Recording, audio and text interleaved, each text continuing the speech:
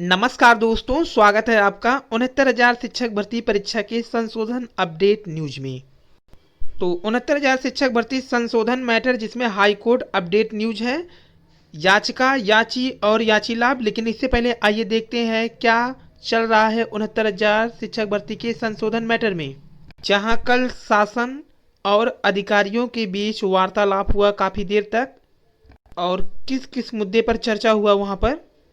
तो सीक्रेट से प्राप्त जानकारी के अनुसार भर्ती 37,339 और वैलिड संशोधन के लिए आने वाला सप्ताह खुशियां भरा होगा। 69,000 शिक्षक भर्ती यूपी। तो आज प्रयागराज में कुछ संशोधन पीड़ित साथी पहुंचे, वहां पर उप सचिव जी से मुलाकात हुई। उप सचिव जी के अनुसार संशोधन जैसी समस्या का निवारण प्रयागराज से नहीं होगा बल्कि लखनऊ से होगा, तथा इस संबंध में निर्णय अंतिम चरण में है। आपको भी बता दें कि निर्णय अंतिम चरण में है और सकारात्मक भी है। आप लोग सोमवार को SCRT पहुंचे, साथ ही साथ अपनी त्रुटि का विवरण एवं नियुक्ति पत्र की प्रति भी अवश्य साथ ले जाएं।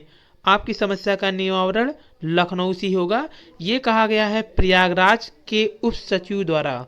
वहीं अभ्यर्थियों ने आज शिक्षा मंत्री जी को पत्र लिखा संशोधन के मुद्दे पर, जिसमें उन्होंने भर्ती के प्रथम भाग में हो रही 31,661 भर्ती में ऐसे अभ्यर्थियों को बाहर किया जा रहा है जिनके आवेदन फॉर्म में अभिलेख में माता पिता के नाम में, मार्कशीट में, क्रमांक में, रोल नंबर में जिससे मेरिट प्रभावित ना होते हो, उन सब में जो गलतियां हैं उसको सही करने की मांग की जा रही है।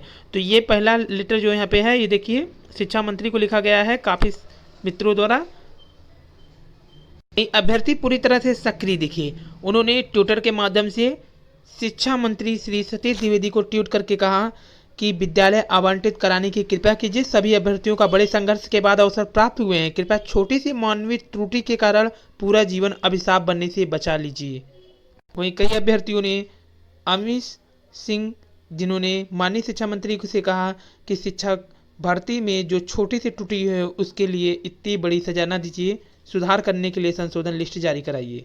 मंत्री के साथ साथ मुख्यमंत्री को भेजे पत्र में उल्लेख किया जा रहा है कि PNP की साइट बहुत खराब चल रही थी और आवेदन करने में बहुत समस्या आ रही थी। अभ्यर्थियों ने साइबर कैफे वाले से मिलकर जैसे तैसे आवेदन किया था। महोदय, मेरिट को न प्रभावित करने वाले ऐसे त्रुटि करने वालों को जांच के बाद एफिडेविट लेकर के भर्ती में शामिल करने की कृपा करें। महोदय, ये देखकर बहुत दुख होता है कि अभ्यर्थियों को अपनी ही सरकार में ऐसी मानवीय भूल सुधार के लिए कोर्ट कचहरी की तरफ देखना पड़ता है या धरना देना पड़ता है। इसमें एक तरफ सरकार की अमानवीय छवि बनती है, वहीं चयनित युवाओं में भी तनाव रहता है। महोदय, मेरे आपसे व्यक्तिगत वह नम्र निवेदन है कि इस पर संज्ञान ले और अभ्यर्थी वास्तव में उन छोटी मोटी मानवीय गलतियों के कारण चयन से वंचित हो रहे हैं, उन्हें भर्ती में शामिल किया जाए। ये प्रार्थी ने मुख्यमंत्री को लिखा है पत्र। वहीं कल अधिकारियों ने मीटिंग में एक बात ये भी उठाया था कि जिन अभ्यर्थियों ने कम अंक भरे हैं उनको भी नियुक्ति पत्र मिलेगा कि नहीं मिलेगा, इस पर तो बात चर्चा हुआ है, लेकिन क्लियर नहीं है कि क्या वहाँ से बात हुआ, क्या फैसला लिया गया। यदि किसी कैंडिडेट ने कम अंक भरे हैं किसी भी क्लास में, जैसे हाई स्कूल में कम अंक हो या किसी में भी, या BTC में हो या BEd में हो, तो उसको नियुक्ति पत्र मिलेगा। ये बात उठाया है किसी अधिकारी ने बैठक में। उदाहरण के तौर पर यदि किसी अभ्यर्थी ने 10th में 457 मार्क की जगह 447 मार्क भरे हैं तो उसको भी नियुक्ति मिलना चाहिए, क्योंकि उसने कम अंक भर के भी स्थान प्राप्त किया है। इस मुद्दे पर भी बात है, लेकिन फैसला क्या लिया गया है अभी ये क्लियर नहीं हो पाया है। और आज के जो हेडलाइंस थे उसमें बता दें कि आवेदन की त्रुटि सुधारने की अनुमति देने का निर्देश है। इलाहाबाद हाईकोर्ट ने 69,000 सहायक अध्यापक भर्ती के अभ्यर्थी की ऑनलाइन आवेदन में हुई त्रुटि सुधारने की अनुमति देने का निर्देश दिया। कोर्ट ने कहा है याची, यहाँ पे देखिए जो शब्द प्रयोग किया गया है पहले उस पर ध्यान दिला देते हैं आपको। याची यदि काउंसलिंग में शामिल होती है तो उसके आवेदन की त्रुटि मूल प्रमाण पत्र के अनुसार सुधारने की अनुमति दी जाए। यहाँ पे जो याचिका दायर किया गया था वो डिम्पल देवी की याचिका पर न्यायमूर्ति पंकज भाटिया ने सुनवाई के दौरान कहा, याचिका में कहा गया है कि याची ने ऑनलाइन आवेदन करते समय भूलवश गलत प्रविष्टियाँ कर दी थी। तो ये जो याचिका है ये क्या है, आइए इसको जानते हैं। तो यहाँ देखिए याचिका क्या होता है, पहले याचिका पे बात कर लेते हैं। याचिका क्या होता है, जैसे कि जब फॉर्म आया तो उसने गलती कर दिया फॉर्म में, अब अभ्यर्थी व्यक्तिगत रूप से हाई कोर्ट या किसी भी कोर्ट में गई, वहाँ पे उसने याचिका दायर किया कि हमने मानवीय भूल करके जो त्रुटि किया है उसमें सुधार का अवसर मिले। मान लीजिए वो वकील का फीस खुद से व्यय कर लेती है तो वो अकेले जा सकती है कोर्ट में, लेकिन जब इसी याचिका में फीस वकील की 4 से 5 लाख होती है तो यही अभ्यर्थी कई और लोगों को जोड़ लेते हैं जो इससे पीड़ित होते हैं। जैसे संशोधन का मैटर एक दो अभ्यर्थियों के साथ नहीं है, काफ़ी अभ्यर्थियों के साथ है। अब उसमें हुआ क्या कि लोग 500-500 रुपये, 1000 रुपये दे करके उस याचिका में शामिल हो जाते हैं। याचिका में शामिल होने के बाद जो काफ़ी अभ्यर्थी होते हैं, लगभग 500, 1000 जो भी हो जाएं, तो वो मिल करके एक ग्रुप बन जाती है। जब फैसला होता है तो इस फैसले की जो निर्णय सुनाई जाती है उसे सभी को मिलता है। जैसे अगर इसमें याचिका के पक्ष में आता है कि हाँ इनको संशोधन का मौका दिया जाए, तो सिर्फ एक अभ्यर्थी को नहीं मिलेगा, जितने लोग उसमें शामिल होंगे सभी को दिया जाएगा अवसर, यानी सबका होगा। याची क्या होते हैं? याची जो उसमें भाग लेते हैं, यानी याचिका ये तो हो गई कोर्ट में, अब इसमें जो जो जुड़ेंगे वो याची हो जाते हैं। और इसके बाद होता है याची लाभ।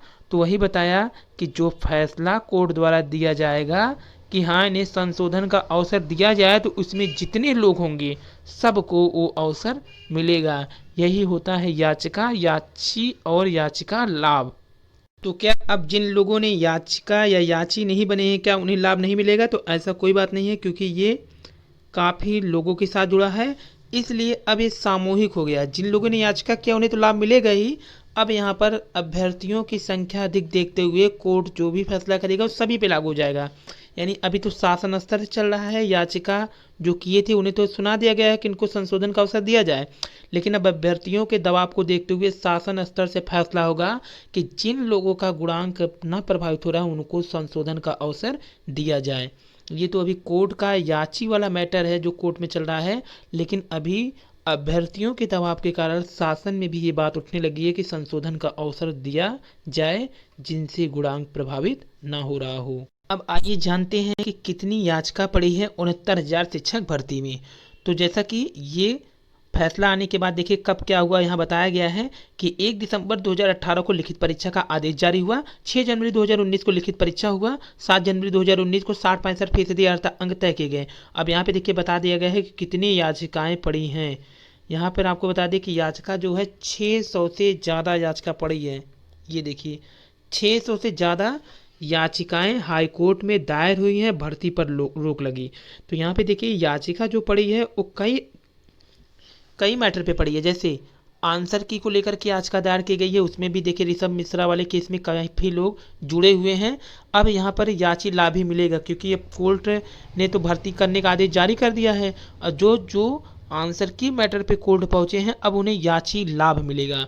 अब सभी को लाभ नहीं मिलेगा, जो जो उस याचिका में जुड़े होंगे जितने भी लोग हैं 100, 200, 250 जो भी होंगे उनको अब याची लाभ ही मिलेगा वहाँ पर आंसर की प्रकरण पे, क्योंकि कोर्ट अब इस पर सुनवाई नहीं करना चाह रहा है। लेकिन जो जो याचिका दायर की हैं उन पर सुनवाई हो रही है, आज भी सुनवाई हुई है।